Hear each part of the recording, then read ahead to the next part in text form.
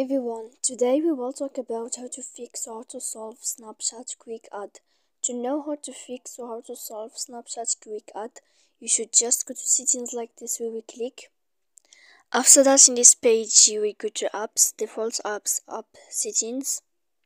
When you will see this list, you will go down to find the application of Snapchat and you will enter. Then in this page here, you will go to click for stop. When you will end this, you will enter to storage. After that, in this page, you will click clear cache. Then you will go to click clear data.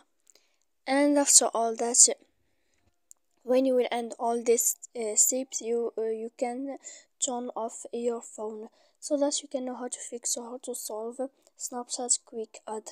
So please don't forget to support us by like and subscribe.